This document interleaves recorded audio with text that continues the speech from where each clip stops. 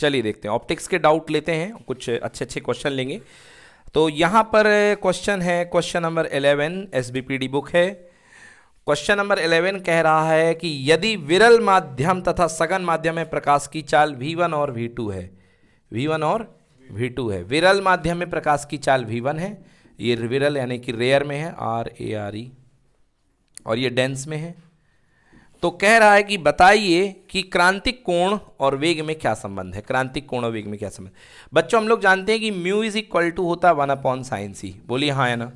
और इस म्यू का नाम क्या होता है, 1μ2, क्या नाम होता है 1μ2। ये जो म्यू हुआ करता है ये 1μ2 होता, तभी तो उसको म्यू लिखते हैं। और 1 कितना हो गया sin c, 1μ2 मतलब μ2 अपॉन इक्वल टू 1 कितना sin c, और μ2 अपॉन μ1 मैंने आपको बताया कितना होता है V1/V2 इक्वल टू 1 कितना हो गया sin c।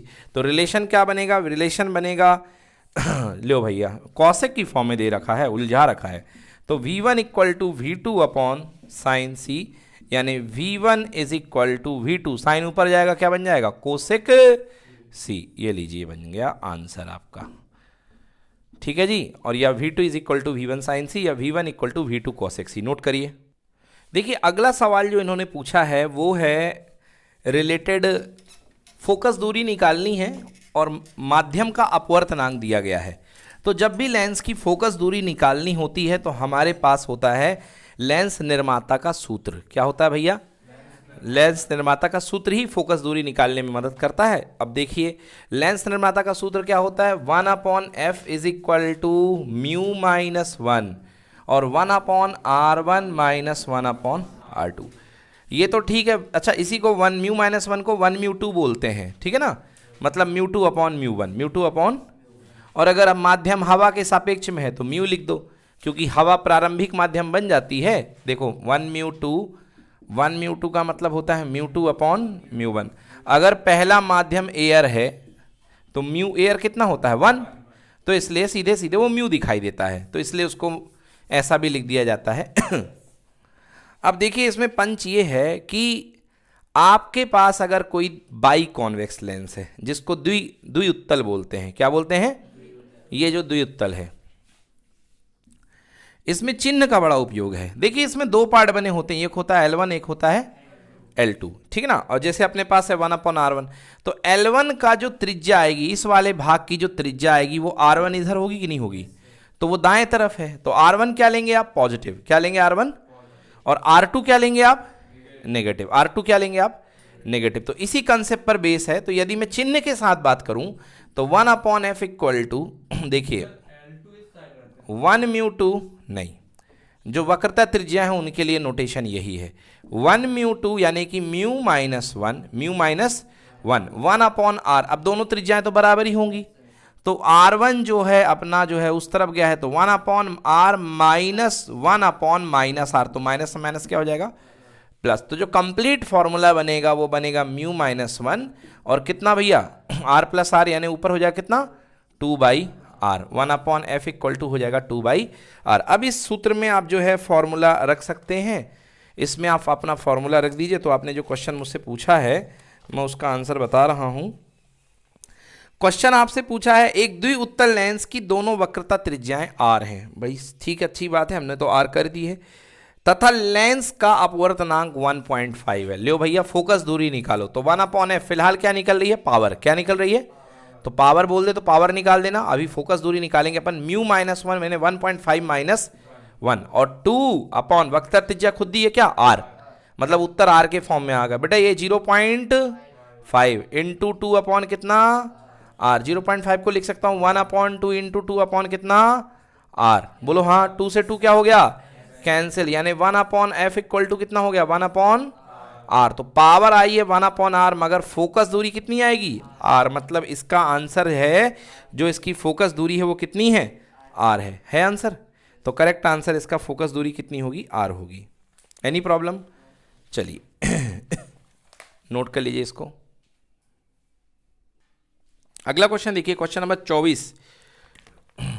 24, ये यूपी बोर्ड के ऑब्जेक्टिव है, लेवल देखो इनका। एक पदार्थ जिसका अपवर्तनांक म्यू बराबर 1.51 है, भैया लो कांच है, कांच का पदार्थ है जिसका अपवर्तनांक कितना है 1. एक पदार्थ जिसका अपवर्तनांक 1.51 है से एक पतला लेंस बना हुआ है। लेंस के दोनों सतह उत्तल है, मैंने बिना पूछे ही बना दिए उत्तल। उत्तल लेंस की फोकस दूरी क्या होती है भैया? धनात्मक। क्या होती है?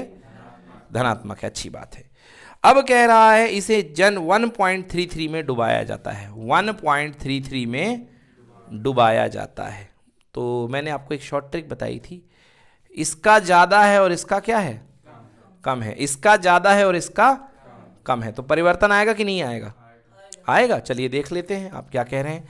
फॉर्मूला होता है 1/f equal to mu minus 1, 1 mu 2, 1 mu minus 1, 1/r1 minus 1/r2। ठीक है जी।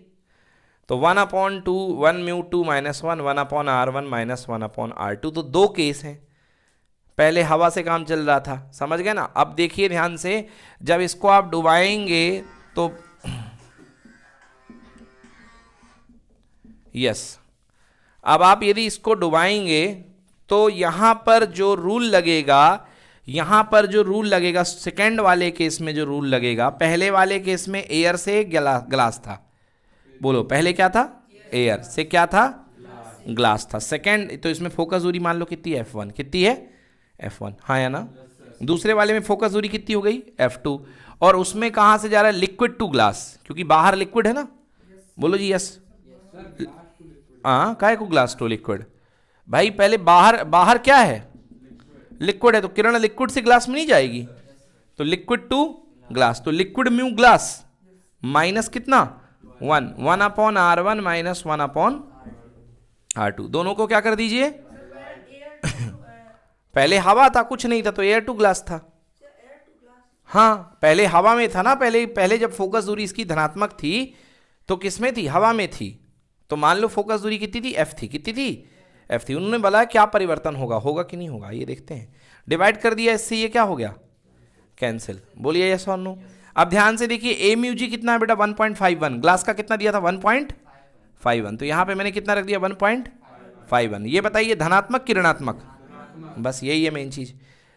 अब देखिए एल म्यू जी का मतलब होता है म्यू जी अपॉन कितना? Mu L. Yes, mu G upon mu L. Mu G कितना? 1.51 और ये कितना है? 1.33। ऊपर वाला बड़ा, नीचे वाला जो अनुपात आएगा, एक से बड़ा या एक से छोटा? एक से बड़े में से एक माइनस करोगे, क्या आएगा? धनात्मक कि ऋणात्मक? धनात्मक। ऊपर भी धनात्मक, नीचे भी। प्रकृति में कोई चेंज होगा क्या? और मैंने ट्रिक में बताया था कि अगर अंदर वाला मटेरियल बाहर वाले से ज्यादा हो तो परिवर्तन नहीं होगा। समझ में आया? अगर अंदर वाला जो है बाहर वाले से ज्यादा हो तो परिवर्तन नहीं होगा। बट यदि बाहर वाला ज्यादा हो और अंदर वाला कम हो तो उत्तल अवतल में बदल जाएगा, अवतल उत्तल में बदल जाएगा, सारी प्रकृति क्या हो जाएगी? चेंज हो जाएगी। तो आंसर है इसका किसके तरह व्यवहार करेगा? उत्तल लेंस की तरह। किसकी तरह? उत्तल लेंस। ठीक है ना। और उत्तल लेंस जो होता है भाई साहब, वो अपसारी लेंस क्या बोलते हैं उसको? अभिसारी, है ना। एक ही तरफ जो होता है बिहार उसको बिहेव करता है। ठीक है ना यार। अभिसारित करना मतलब एक पॉइंट पे करना ना, है ना। और अपसारी मतलब दूर करना, है ना। अपसारी मतलब दूर करना, अपसारी लेंस। चलिए ठीक है ना। ये थोड़ा सा हिंदी में कंफ्यूजन होता है ना। उत्तल अवतल समझ में आता। तो किसके जैसे काम करेगा भाई? ये उत्तल के जैसे। किसके जैसे? उत्तल के जैसे काम करेगा, कोई परिवर्तन नहीं होगा। हाँ, यही यदि आप उल्टा कर देंगे, 1.51 बाहर ले लेते और 1.33 क्या ले लेते? अब डुबाते अगर, तो जो उत्तल है वो किसके जैसे काम कर लेता? अवतल के जैसे। ठीक है ना। चलिए अगला क्वेश्चन देखिए, क्वेश्चन नंबर 25। क्वेश्चन नंबर 25 यहां पर पूछा गया है कि दो लेंस जिनकी शक्तियां 4 डायोप्टर और -2 डायोप्टर हैं।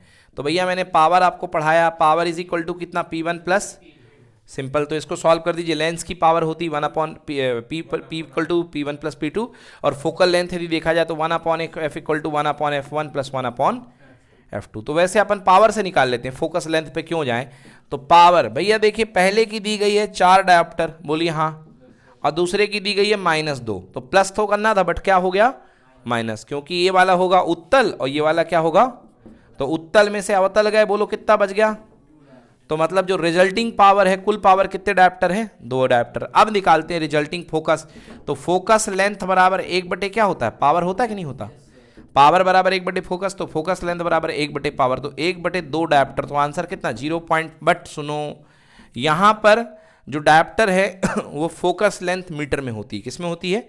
मीटर में। तो यहाँ पे जो फोकस लेंथ आएगी वो अपने पास में आएगी मीटर में, ठीक है ना?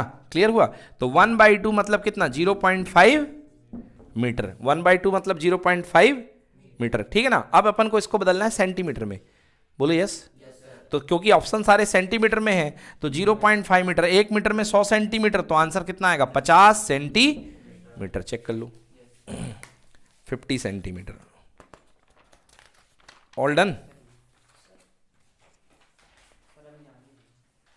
देखिए, पूर्ण आंतरिक परावर्तन के लिए शर्त होती है नंबर 1 सघन से विरल। तो यदि ये माध्यम नीचे वाला सघन है ना? क्या है?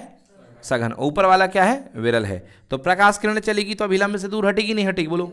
ये दूर हट गई। अब देखिए, मान लीजिए क्रांतिक कोण पे आपने फेंक दिया है, तो क्रांतिक कोण पे ये कितने डिग्री हो जाता है? बोलो 90 डिग्री। अपवर्तन कोण कितना हो गया? 90। अगर क्रांतिक कोण से ज्यादा पे फेंके हो तो क्या हो जाएगी? वापस हो जाएगी। तो इसको कहलाएंगे पूर्ण आंतरिक परावर्तन, ठीक है ना? तो पहली कंडीशन क्या है कि प्रकाश किरण को सघन से विरल, और दूसरी कंडीशन क्या है कि आपतन कोण का मान क्रांतिक कोण से अधिक हो, ठीक है?